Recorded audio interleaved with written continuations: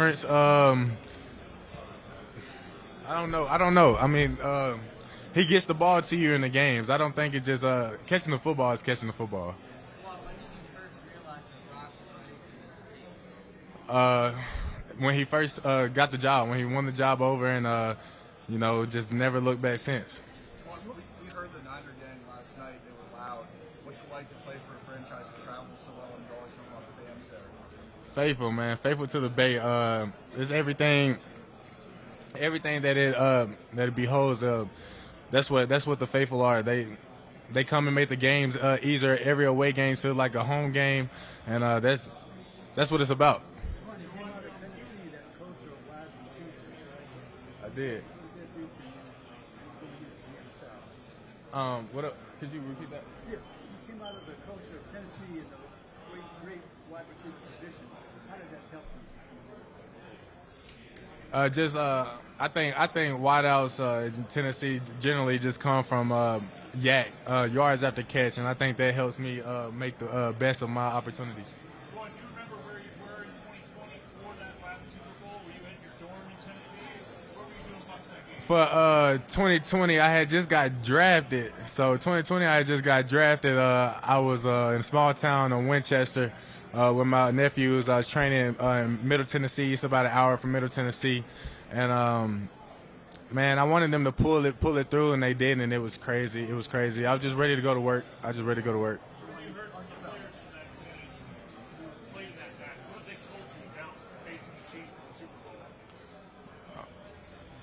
Could you repeat that? What have the older players who were in that squad in 2020 told you about what it's like facing the Chiefs in the Super Bowl? We didn't really talk too much about it. We know that they had that game won, and this year is just all about finishing the game, 4 quarters. When you talk about totally what you control, it feels like in the season there's always one unexpected guy that steps in. Chris Pierce joined last year. Trey Burton came to mind, really special. How much of a challenge is that mentally on a game of this magnitude to really be able to? I think it's no different from any other game. I think you just treat it like any other game, and this just so happens to be the last one. On that note, is there anything you'll do this weekend to ensure that your emotions don't get the better of you? Because it is a big stage. It is the biggest game in your sport. Like I said, I just keep the same routine, man. Just wake up, I'm gonna catch the middle or late bus to the stadium, and just go from there. What's the best thing you can do coming out of the SEC? Some advice you give an SEC receiver coming into the NFL? I say just stay resilient.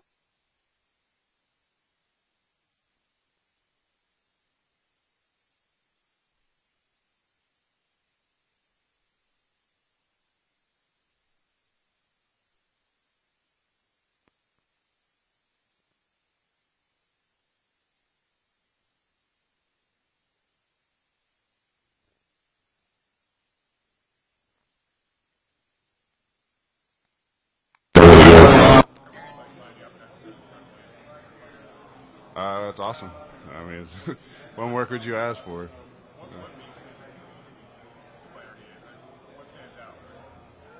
I mean, he's a freak athlete.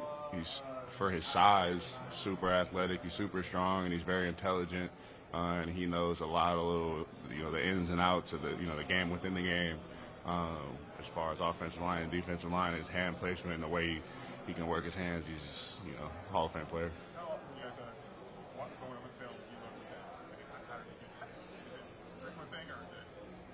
Sometimes, yeah, but I mean, you're in the room with the guy. You see it every day. It's not anything that's like, oh wow, how did he do that? It's like there he goes again, more so.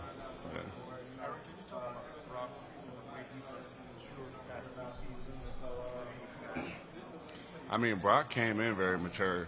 I never felt that, or I've always felt from my first time meeting him and going through training camp last year that he was very mature for a rookie and held himself with great poise, and you could tell that his character was above par. I think he's kind of just stuck by that and trusted his faith in God, and you go talk to him, and that's what he's gonna say. And but he works his ass off, and he's a really good player. Very intelligent, working with Kyle Shanahan's scheme. Everybody Yeah. says it's too hard to be the quarterback of the scheme, so complicated. I mean, and that's that's a testament to his work ethic, and he puts in a lot of hours outside of what we're obligated at the facility, and that's like I said, it's just a testament to his work ethic, and he puts in the effort, and he does a really good job with it. Yeah, Aaron, you mentioned your rookie year, it got pretty rough for you. Injuries, playing practically like parties. What do you think was a turning point that got you into your sophomore season that really allowed you to flip the script? Sorry, what was the what? How was your rookie season was a little rough. How were you able to flip the script going into your sophomore season to really make it like a second? I mean, I just took advantage of every day, and didn't want to, like I felt like I wasn't completely prepared for an NFL season my rookie year when I came in, and I had to fix that. So I put in the work in the off season with the strength coaches and nutritionists and everything, and got my body to where it needed to be so that I could go perform. Plus, the second year in this offense really is helpful. You get that first year under your belt, you build your foundation, and then go from there. So. I feel like there was like a single turning point out of it, really like came together. No. Is everything collectively pretty much? It was just, for me, it was a mindset of I'm just going to take each day to get better, and not try to be perfect.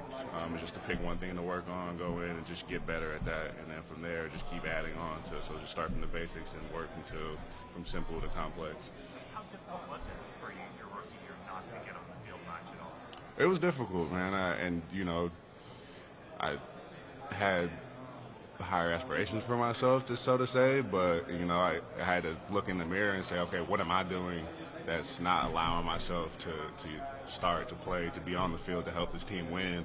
And so when I talk about a turning point, it's really just sitting down and looking at myself and just being honest with where I was at. Toward the end of that year, I remember the coaches and John Lynch talking about the progress you're making kind of behind the scenes. Like the mind, right? The developmental program, like after practice. Yeah.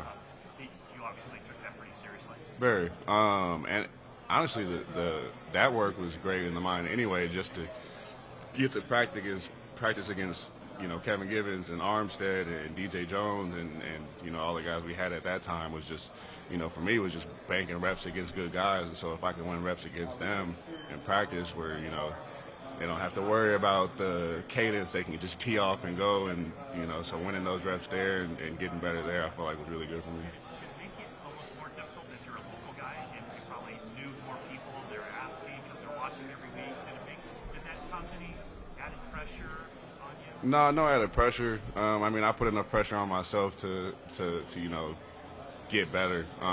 But everybody that's in my corner was still very supportive and completely believed in me, and there was never any waiver of belief in me. So. And now here you are. Yeah. Are you the only Bay Area guy on the team? Yeah. You might be. No, Tonkish from South Bay. Yeah. Does this make it more special that you're playing for for a team that you watch your entire life? Yeah. No, absolutely, man. And just being able to know the people that are supporting us, know the fans, know the area, have grown up in it, and to be able to bring something of this magnitude back to the area is huge.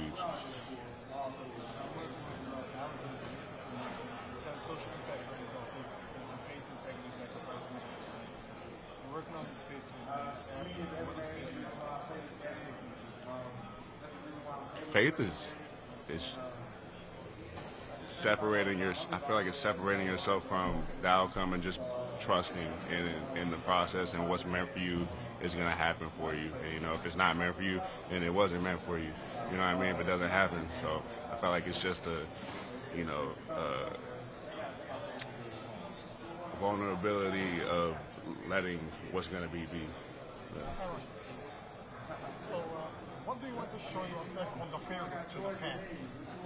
What do you mean by that? What do you want to show yourself to the fans on the field, on the game? Like show. What do you want to show the fans about yourself? Oh, about myself?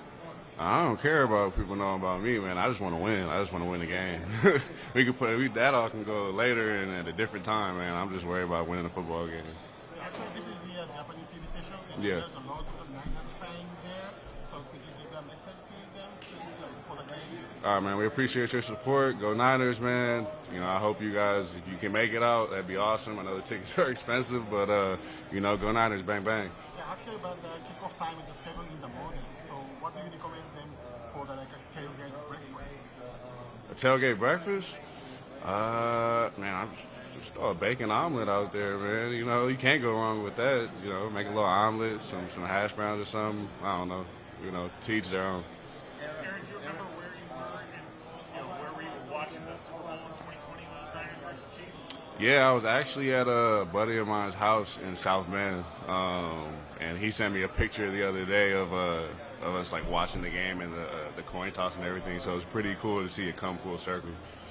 Aaron, what are the main things you're focusing for Sunday's game? I mean, just keeping it simple. You know, going back to the basics, trusting my fundamentals, trusting my techniques, and just cutting it loose. Say hello to Mexico, please. Hi, Mexico. Viva. Who's your buddy? Just think of that. No, just a friend from the area. Yeah. So what kind of emotions did that cause you when you saw that picture? I just thought it was really cool. You know, I didn't even. I mean, I remember watching the game, but I couldn't remember where I was watching it or who I was with. But he sent me the picture, and I was like, oh yeah, that's where. And so it was cool. It's cool to see it, like I said, come full circle. Right, and now a lot of those guys are your teammates. Yeah, Isn't that crazy? yeah, it is. Aaron, speaking of your teammates, who tossed the best draft on the squad? Ooh. I don't want to say the best. I never really hear him, but I feel like maybe JJ, maybe JJ. Yeah. And one more. You were making the call on Sunday, heads or tails? Tails never fails. Aaron, you guys brought in Christian in the middle of last season. Yeah. Shanahan's super diverse running game, right? That's something going on. How has the presence of Christian changed what you guys do with running game? Oh, it's awesome. And I think, you know, anytime he touches the ball, you never know what's going to happen. He could be in the end zone at the end of any play. But just, you know, from what he can do outside of taking the ball out of Brock's hands, you know, he's a back that you can scat out and go run routes and really run any route that, you know, on the route tree. So I think that's huge to be able to have a back that can run the ball effectively and catch the ball effectively. Have you learned anything from him where, like, you're blocking stuff out for him and he's like, do this way, get your body this way, do this at the second level? Is he actually have you learned from him in terms of, like, his running game acumen? No, actually, he's kind of the opposite. He's like, hey, bro, do what you're doing. I'm gonna make you right. You know, I like that block you did. Like, I'll cut differently off of it next time. Or, you know, he's kind of the opposite. Yeah. Have any of your older teammates from that 2020 squad talked to y'all around what that game was like and how to face the Chiefs going into this Sunday? I mean, there's been some conversation, but they're a different team. They're not the same team. And, you know, that's, you know, how many years ago, how many of those guys are still on the team? So, no, not really.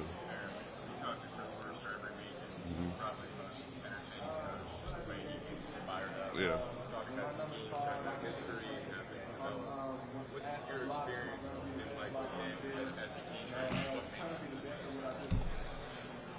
Chris is awesome, man. Like you said, I think he's one of the best offensive line coaches, if not position coaches in the league. But just how much he cares and pays attention to the details, and he's very specific in what he wants. And, you know, like, you can take it in a sense of, oh, he's getting on me, but he really just wants you to get better. And he's going to do whatever he can to help the guys in the room get better, and that's just kind of how he takes on his job, man. He cares a ton about us, and not just as players, as people. So it's really awesome to be able to have. Cause, I mean, I talked to Harry Houston, you know, after I was drafted here, and he told me, he was like, I couldn't be in better hands. And so I trust his word, and I came in open to CFO and his philosophy and everything, and, you know, he's a great coach.